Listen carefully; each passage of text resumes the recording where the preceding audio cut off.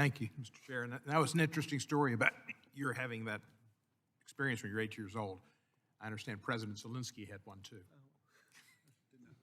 Yeah. Mr. Baker, in your testimony, you mentioned that the general aviation industry is on track to exceed the safety goals established by the Safety Committee of the General Aviation, which would result in another 10% reduction in fatal accidents over 10 years. In your opinion, which factors and policies contributed most to this decline, and how can we continue to decrease general aviation accidents?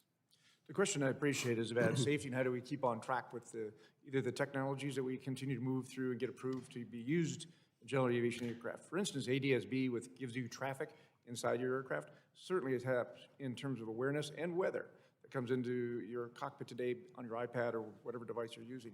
So I think it's been a big part of reduction of accidents is the situational awareness that you have today in your cockpit, and it was provided by the FAA for free. So that has been a big, huge reduction in the accident rate. We still have more to go. We all agree with that. But to see that we've got flight hours up to 26 million flight hours from 20 million flight hours just 4 years ago and have fatal accidents rates way down, we see as a huge improvement. I had a constituent who was a friend and a great member of our community in Memphis who died in a plane accident maybe 6 months, a year ago. And he was in one of those planes that had a parachute that could come out and help it come down. He was pretty independent, ornery, and refused to do it. They told him, he said, I'm landing this plane. Well, he didn't make it. How are those parachutes coming? They can only be on very small planes. Is there any efforts to get them on a little bit larger planes and to use that as a capacity? Primarily used by the Cirrus company, the Cirrus Aircraft Company out of Duluth, Minnesota. They use it on piston airplanes. They also have it on their small jet today. So they're the only company that actually builds it into the aircraft today as part of a production model. There are some aftermarket models available as well. But the Cirrus group has proven hundreds of lives have been saved by using the term just pull. And it's hard to engrave that in a lot of pilots because we think we can figure it out. Yeah. But at the end of the day, just pull. Thank you, sir. Mr. Castagna, thank you, I guess. In your opinion, what investments in safety equipment, either at airports or on aircraft, can be made by Congress to improve the safety record of general aviation?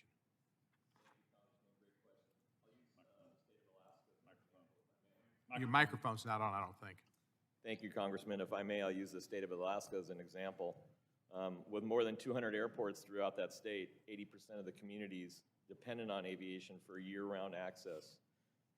Part 135 charter industry are critical to the life of Alaskans in that state, where we actually do medical service, deliver food, and in fact even take kids to school via aircraft.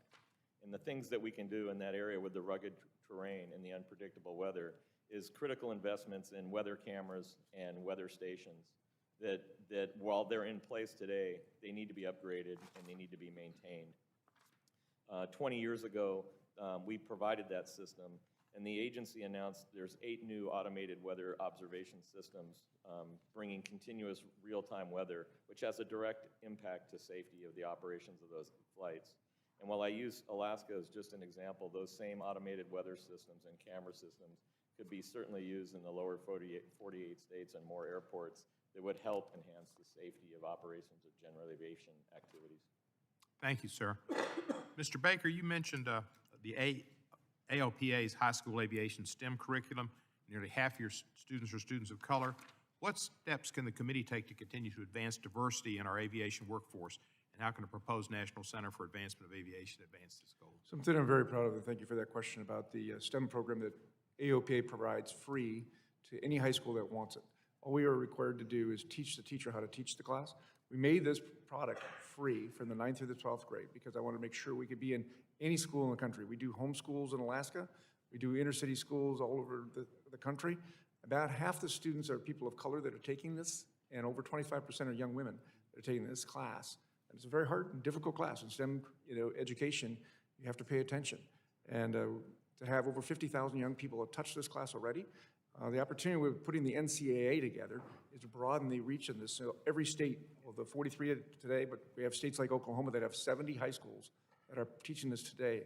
We have 16,000 students right now sitting in classrooms around the country learning about aviation education and career opportunities that have never been better. Do you by chance know if they have that in Memphis? Sorry? Do they have that program in Memphis schools? Yes, they do. Excellent. FedEx can use those pilots. Thank you, sir, and I yield back.